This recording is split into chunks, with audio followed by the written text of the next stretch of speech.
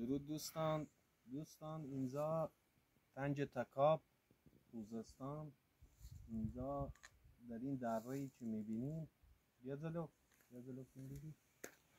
در این دره‌ای که میبینید، از این دره 90,000 نفر سپاه اسکندر مقدونی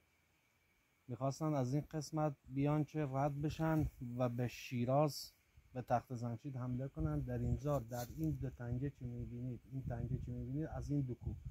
یک ماه قبل خبر میرسه به سردار بزرگ ایران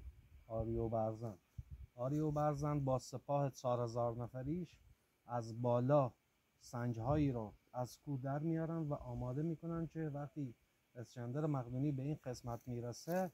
اسکندر از بالا سنجا رو روی سپاه اسکندر میریزن و اسکندر تلفات بسیار سنگینی رو در این منطقه میده که در این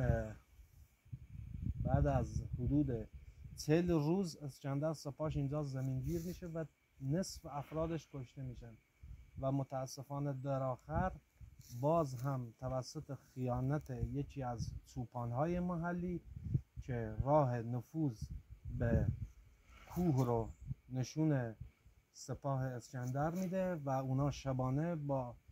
4000-5000 سرباز خود میرن بالا و آریوبرزن و سربازاشو اونجا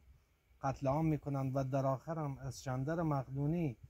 سر همون چوپون رو از بدن جدا میکنه، میگه تو که به وطن خود خیانت کردی به ما هم خیانت میکنی. این هم پایان زندگی سردار بزرگ آریوبرزن و گیر کردن اسکندر مقدونی در این طنجه بوده. حالا اگه شد از مقبرهش هم براتون فیلم میگیرم.